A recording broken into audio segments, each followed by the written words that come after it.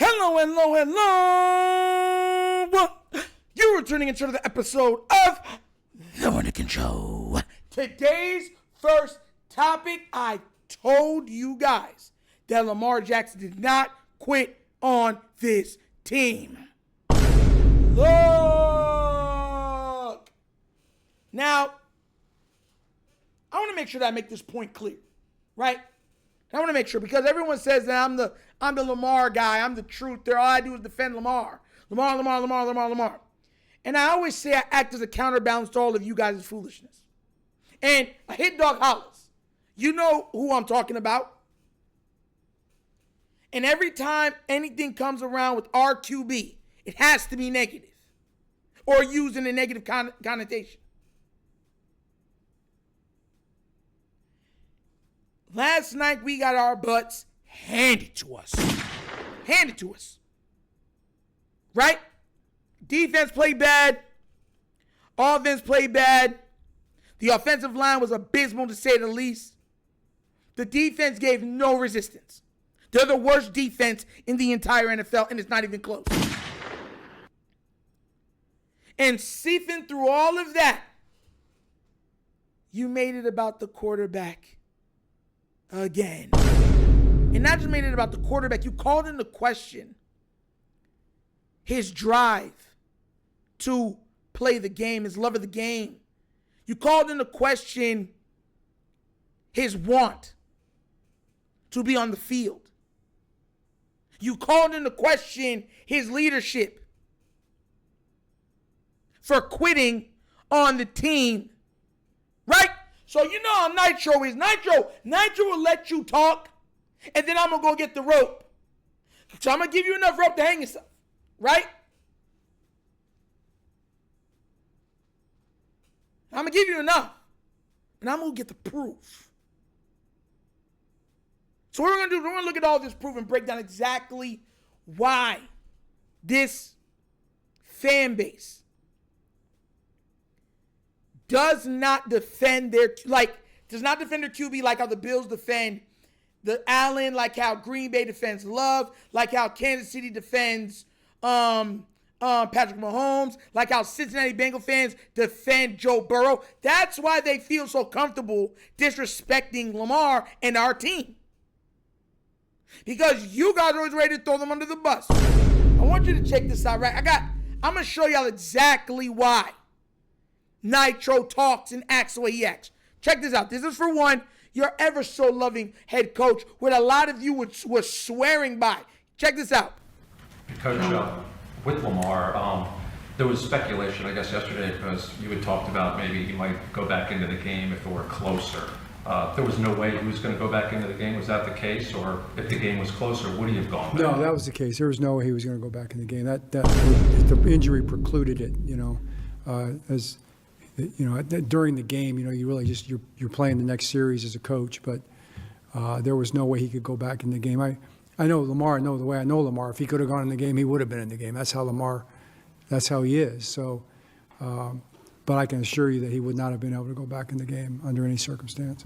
Oh, but don't worry. I know now you guys are going to be like, oh, well, Harbaugh's going to not throw his guys under the bus. We didn't see no people take care of him on the sideline. No, nothing. I heard everything y'all said. Don't worry. You think I'm not going to come with the truth? Any are significant, but certainly look right here. What do you see right there? Injury could potentially what do you see right there? Time. Roquan what do you see right there? Significant, but certainly I want you to replay it again. What do you see? Could potentially miss time. Roquan Smith. Them working on his leg. A player who has a hamstring injury could potentially miss time. You know what's crazy? I'm going to bring up the game that we played, I believe the Buccaneers, last year. Bill Belichick and them said something. I want you to hear this real quick. Watch this. A couple of big backs like him. This is the biggest problem for the Ravens, I'd say, just their overall pass protection. Like when they got to throw and they have to pass block, that's really where they've had the most trouble. And then defensively giving up explosive plays like we just saw. But here's Rosengarten getting picked, beat inside by Smith. Long yardage, this is going to be a tough spot now for the Ravens. Yeah, the Ravens are so good on third down. Third and 19, this is tough. They're so good on third down because they get so many 3rd and 5s to 1s, Eli, because they can run the ball. Lamar can run. 3rd and 19. I'm not sure quarterback draws the call right here, although all you need is about 9 yards to get in the field goal range. Oh, look out. That's not good. This is the Ravens' biggest weak point is when they can't stay on track and they have to pass protect, whether it's blitz pickup or just getting beat like they did on that last one, where they got picked there between the tackle and the back. But here they're bringing two off the tight end side, and they just cut them loose. I mean, it's just bad protection. Yeah, that should be picked up. The center should have the Mike. The back should have Winfield. They didn't block either one of them. Oh, so this has been a problem that's been going on. I'm the one that came out and told you, I said, this offensive line is going to get our quarterback hurt. But you know what the crazy thing about being a Baltimore Raven fan is that, once again, it's all negative towards one player. So instead of saying, man, our offensive line got Lamar Jackson hurt, it's, hey, Lamar Jackson quit on his team. He's not a good leader, not a team player. Everything that he does has been a negative connotation. You remember even the Browns game when he had to go and get saline because he was cramping up really bad? And then you have people call it the poop game. It's the poop game. Put it in a negative connotation. When he was coming back in, like, oh, look at him. He just came out from pooping or something like that. Couldn't even stay on the field because everything around him has to be negative. So it puts more on me because then when I say anything, you're like, you're just a Lamar guy. Everything that I've called, all the things that I was worried about during the offseason has come to pass. I was saying this 2 years ago. You guys were singing the John Harbaugh. We love Harbaugh. We'll be just fine. He's a Super Bowl winning head coach. We love Zach Orr. He's fine. He's going to do just great. I love all this defense we got. Yeah, they started off bad last year, but we've already learned from all that. We'll be just fine. We'll be great, especially with Malachi Starks, where we got in that draft. A+ draft, by the way, right? Exactly. Then I'm like, bro, the offensive line has to get talked about. It's their weakness. Everybody knows it. They're attacking it. They're making it an emphasis to shine light on that weakness. We'll be fine. Emory Jones is going to start eventually. He's going to play. Nitro, you don't understand. He's so talented. There were no tackles that were worth first-round picks this year. Anything to make you feel good about what this team was doing. So please, do not patronize me when I call out the foolishness, because it's foolishness that we're talking about that has been going on. There's no way. Question the man's dedication to his craft. The last time when Lamar went down, y'all said that he quit. Remember? Then we found that he had like a grade 2 MCL, like slight tear, whatever else it is. And everyone's like, oh, yeah. But if I'm Lamar, I'm still going to play, though. Can barely walk. But I'm going to play, though. You see how the expectation is different? It's not even expectation.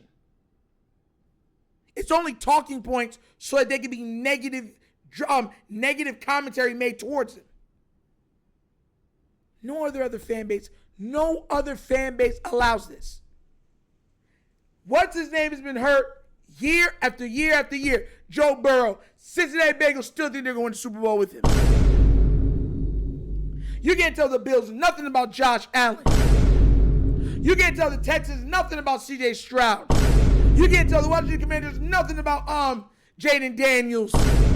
You can't tell the Chiefs nothing about Patrick Mahomes. But Lamar, this fan base, yeah, all right. And then the media makes it even worse. So please, he didn't quit.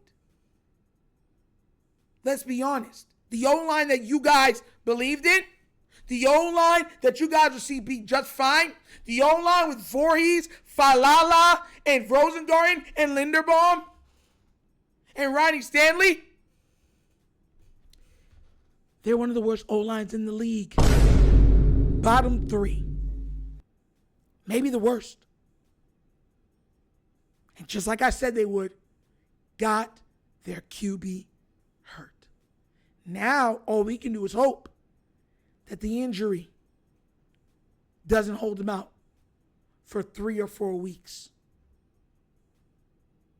Because remember, after this Texans game, I believe it's the Rams and we have a bye. Or it's the Texans game, then bye. Either way, in the next 2 weeks or so, we have a bye.